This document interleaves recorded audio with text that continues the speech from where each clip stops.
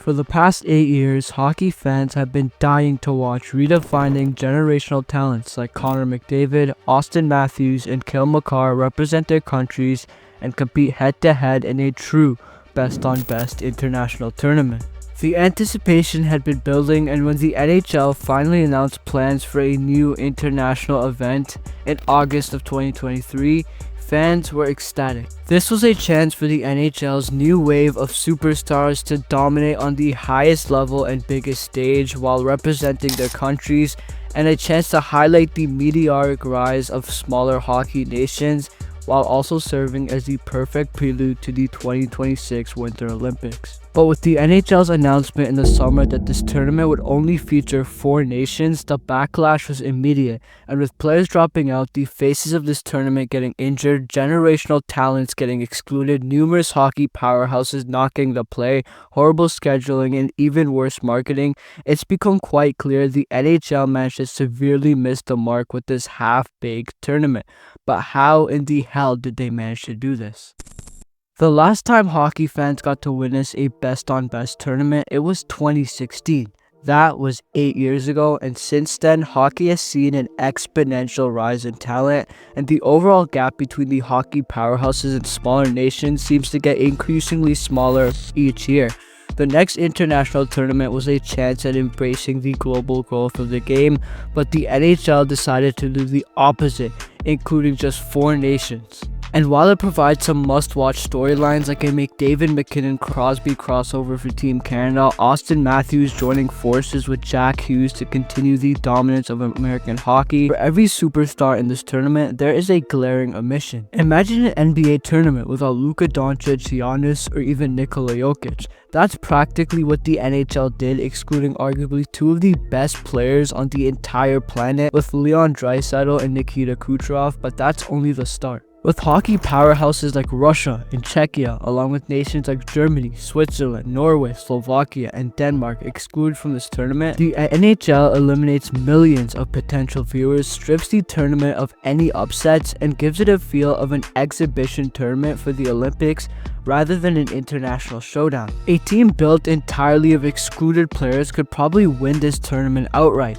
with a team snubbed consisting of a first line of Kucherov, Draisaitl, Pastrnak, a second line of Kaprizov, Malkin, Panarin, a third line of Ovechkin, Hischier, and Stützle, and a fourth line of Ehlers, Svechnikov, and Fiala. The defense would consist of names like Sergachev, Yossi, Seider, Zadorov, Orlov, and Hronek, and goaltending would have a trio of Shesterkin, Vasilevsky, and Bobrovsky. The exclusion of all these nations and superstars is absolute insanity, but it hasn't been left unnoticed, with backlash coming from not only fans but hockey media and the players themselves. David Pastrnak would publicly criticize the exclusion of Czech players following their World Championship win just last year, and NHL insider Andy Strickland would sum up the situation perfectly. Last time I checked, Russian and Czech players have paid their dues to the NHL and NHLPA, and this is an NHL event.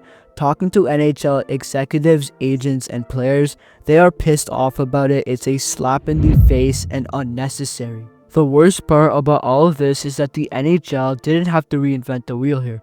They had the perfect blueprint which they executed perfectly in the past with the 2016 World Cup of Hockey. The 2-week tournament included 6 teams: Canada, the US, Sweden, Russia, Finland, and Czech Republic, along with 2 all-star teams, Team Europe and Team North America. This tournament was true best-on-best hockey. It featured these 6 hockey powerhouses but added its own element to the tournament with 2 all-star teams. Imagine McDavid, Matthews, McKinnon, Eichel, Hellebuck, and JT Miller all on the same team. Well, Team North America provided just that, leading to one of the best creations the NHL has ever made. On the contrary, we had Team Europe. This squad combined all of Europe with the exception of Finland and Sweden into one team. What this did was kept the number of teams low, kept competitiveness high, and allowed players who otherwise had no chance of winning gold on the international stage to team up and create tantalizing duos and storylines, with Draisaitl, Kopitar, and Chara leading this team past every hockey powerhouse besides Team Canada. Imagine this concept in 2025 with players like Bedard, Celebrini, Hudson, and Caufield teaming up, headlining this hypothetical Team North America squad, and a Team Europe with the likes of Pastrnak, Draisaitl, and Josi, along with providing a way to implement all the NHL's dominant Russian superstars like Panarin, Kucherov, and Kaprizov on this roster, allowing hockey fans to watch Ovechkin and Crosby clash one last time on the highest stage. With a bit of creativity and planning, the NHL could have easily replicated this type of tournament. Imagine a Canada vs US rivalry, a Team Scandinavia facing off against a Team Europe, and a Team North America would have given us McDavid, McKinnon, and Makar on Canada, Matthews, Tkachuk, and Hughes on the US, Rantanen and Barkov and Hedman on Team Scandinavia, Kucherov, Draisaitl, and Josi on Team Europe, and Bedard, Celebrini, and Hudson on Team North America. This would have given us double the player pool, more anticipation, and a much better overall on-ice product, as a tournament with the likes of Draisaitl, Kucherov, and Bedard 10 times out of 10 will outperform one without them. But instead of implementing more star power, the four nations provides nearly half the player pool, including Mika Zibanejad as Sweden's 1C, and defensemen you've never heard of on Team Finland, all added to Hockey Canada Politics, terrible scheduling, and even worse marketing. With the NHL scheduling this tournament in the smack middle of the regular season, a lot of players are either playing injured or won't be able to participate at all. Sidney Crosby, the face of this tournament, is playing at 50%. Mikko Rantanen, Mitch Marner, Zach Werenski are all playing injured. Miro Heiskanen, Alex Pietrangelo, and Quinn Hughes are all sidelined from this tournament entirely,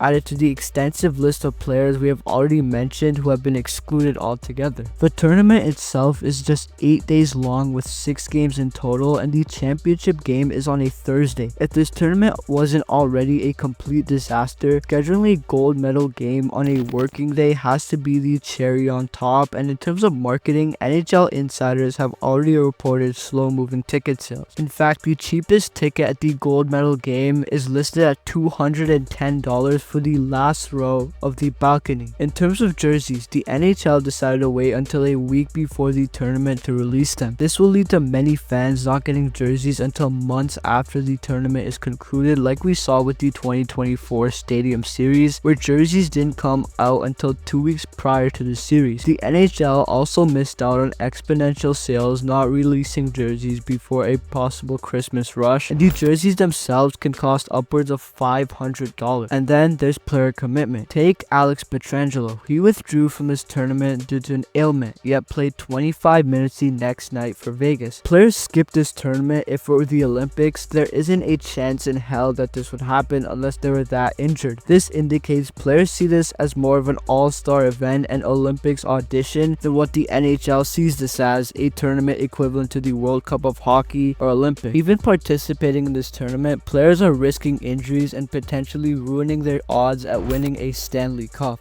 It seems the NHL completely whiffed on a generational opportunity to market the sport's biggest names and provide hockey fans an actual best-on-best tournament. From the names and nations excluded, terrible scheduling, non-existent marketing, and an overall product which screams something scrammed together at the last second, the argument could be made that this is miles better than the traditional All-Star game. If you're going to execute a top-tier tournament, do it properly. And while we all want the NHL to succeed, the Four Nations is more of a money grab and force than a real international showdown. The 2026 Olympics will provide these four nations either way, so in the grand scheme of things, if you don't win the Olympics, winning this tournament will feel like a consolation prize. This tournament lacks stakes, global significance, and with no Kucherov, no Kaprizov, no Draisaitl, no Pastrnak, and no Bedard, and no creativity with no Team North America, no Team Europe, or even no Team Scandinavia to increase competitiveness and not have non-NHL defenders play, the NHL is seeing why it's getting demolished in the sports scene, and we all want the NHL and hockey to grow, but with how it's being run, it's so clear that hockey is the best sport